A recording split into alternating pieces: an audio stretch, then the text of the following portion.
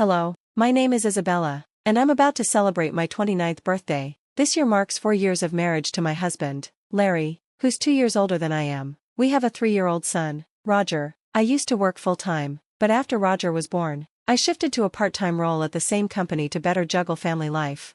When Larry and I were dating, he was always confident and assertive, but since we got married, I've noticed a more dominant side to him, especially when it comes to his younger sister, Rachel. Rachel is 22, 10 years younger than Larry, and their age gap has created a dynamic where Larry seems to indulge her every whim. I didn't mind her frequent visits when we were dating. If anything, I thought it was sweet how close they were, but after we married, I began to notice things that started to bother me.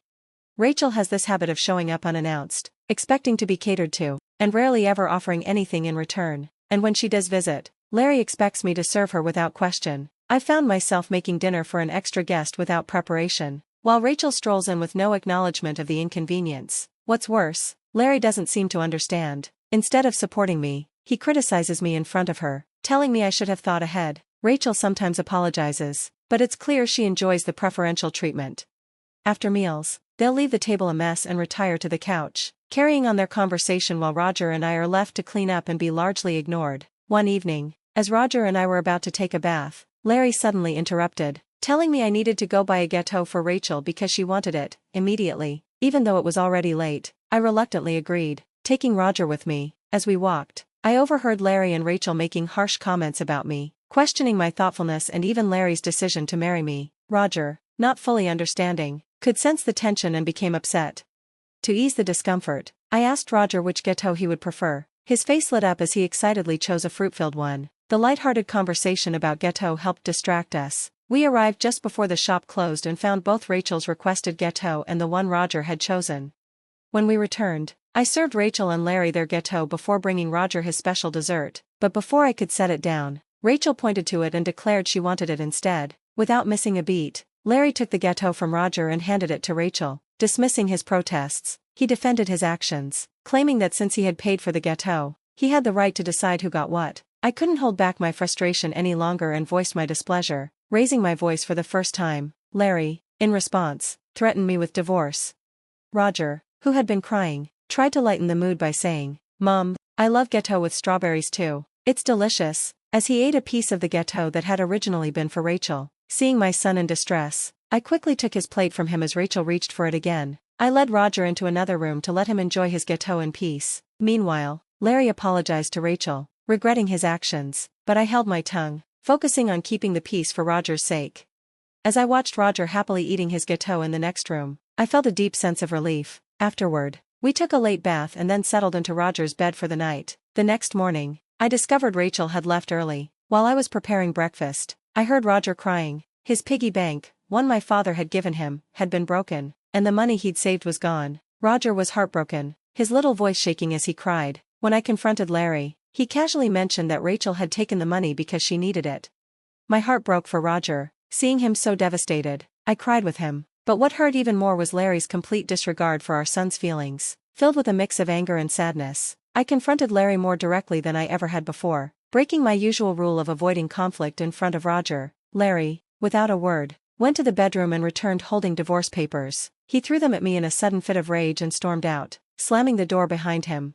As I stood there, holding my crying son, the weight of everything hit me. I knew that our family dynamic was broken, and the road ahead would be a difficult one. Roger, who had always kept his emotions in check when it came to the tensions between Larry and Rachel, finally reached his breaking point. He had been crying since the night before, and the sight of him so distressed became unbearable. Unable to watch him suffer any longer, I suggested we skip daycare for the day. His response was immediate and full of relief, a loud, enthusiastic yes, followed by a small, but genuine smile. It was clear he needed this day just as much as I did, so we decided to spend the day together, bonding and finding joy in the simplest moments. Roger, grinning from ear to ear, grabbed a picture book from the shelf and climbed into my lap. "Today, Mama is the teacher at the nursery, right?" he asked, his innocent question and sweet face filling me with warmth. I smiled at his innocence, touched by how much he wanted to share this day with me. I decided then that I would take the day off from work. Despite the potential consequences, it felt like the right choice, to put everything else aside and focus solely on Roger. When I called into my workplace, my colleagues were understanding and granted me a day off without hesitation. We spent the morning at the park, playing hide and seek, digging in the sandbox, and going down the slide together. By the time we returned home for lunch, Roger's eyelids were heavy with sleep. Normally, he would nap in his own bed, but today, he curled up in my arms, just like he used to when he was a baby. For a moment, I considered using the quiet time to catch up on household chores, but then I thought better of it. Today wasn't about tasks, it was about cherishing these precious moments with my son. Di me led myself befulli prazen, soaking in his peaceful sleeping face and the gentle rise and fall of his breath. Just as I was starting to relax, the sound of the front door opening suddenly shattered the calm. It was an unusual time for Larry to be home, so my heart skipped a beat. I quickly scooped Roger up and retreated to the bedroom closet, my pulse racing. From behind the closed door, I heard Rachel's voice, sharp, impatient, as she rummaged through the house. Her muttered complaints about not finding what she was looking for sent a chill through me. Then I heard her on the phone, discussing Larry and their unsuccessful search for something. After she locked the door and left, I waited in silence, my mind spinning with confusion and fear. Once she was gone, I laid Roger back down and sat down to collect my thoughts. It struck me, Larry and Rachel might be scheming together, and the sense of betrayal and unease settled heavily in my chest. In a haze of emotions, I packed a bag for Roger and myself, making a quick decision to leave. We headed to the train station, catching a train to my parents' house, only 3 stops away. I hadn't told them we were coming, but the worry in my eyes spoke volumes. They welcomed us with open arms, no questions asked. In the safe haven of their home, I finally shared everything that had been happening, the strange behavior of Larry and Rachel and my growing fear of returning to our house. My mother, after listening carefully, speculated that Rachel might have been searching for something of mine, cash or cards perhaps, and this only deepened my anxiety.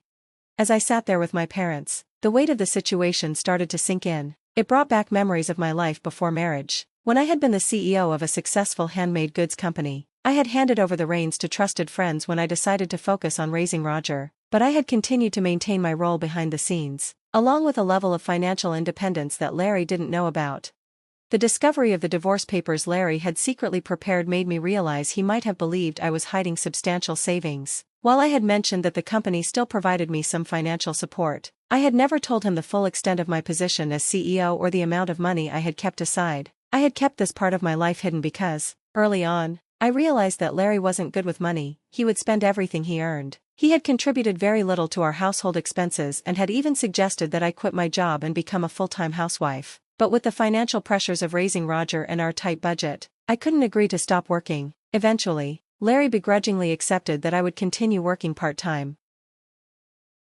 Since Roger was born, I've been relying on my personal savings to cover his nursery fees and clothing, as the monthly food allowance Larry provided was far from enough. I never asked for more money from him, which only reinforced his misguided belief that I had plenty of savings. Considering Rachel's apparent need for money and Larry's misconceptions about my financial situation, it seemed likely that they were searching for my cash or cards, possibly to protect themselves in case of any financial fallout. I also have a separate savings account for Roger, into which a portion of my salary is deposited each month, but despite their best efforts, they wouldn't find anything, since I always keep my valuables with me. Still, the ongoing problem of Rachel's unannounced visits, and the possibility that Larry might be involved, was becoming increasingly concerning. Following my father's advice, I decided to secure my valuables, including my cash cards, in my parents' safe. As I mulled over their motivations for needing money, Roger came to my father, tears streaming down his face, distraught over his broken piggy bank. This moment drove home just how much this situation was affecting my son, not just financially, but emotionally as well. The news of Roger's lost savings and the broken piggy bank infuriated my father, who vowed to confront Larry immediately. My mother, however, suggested we take a more cautious approach, finding out their true motives first. She reminded me that any rash accusations could potentially backfire and play into Larry's hands if this led to a divorce, especially with the legal implications at stake. To get to the bottom of things, I decided to record their conversations. I consulted with a lawyer who was a family friend, and that evening, I returned home, ready to gather the evidence I needed. As I started preparing dinner, I strategically placed my phone on the kitchen counter, screen down, to discreetly record. Larry came home earlier than expected, his mood already tense. He immediately began interrogating me about my cash cards, asking where they were. His questions became more forceful, and when I stayed silent, he grew even more agitated. He demanded that I hand over the money I earned from my part-time job to support Rachel. I refused and calmly explained that the money was for Roger's savings. In a fit of rage, Larry shoved the signed divorce papers toward me, accusing me of living off his money and insisting that I had no right to save for Roger. He even went as far as to say that Rachel was more important to him than our son. That comment hit me like a ton of bricks. I stopped cooking, grabbed the divorce papers, and took Roger by the hand. As I walked toward the door, Larry's angry voice echoed behind us, declaring that his decision for a divorce was final and ordering me never to return. I turned to him and, with all the strength I could muster, told him I wouldn't go back to a home where strangers could come and go as they pleased.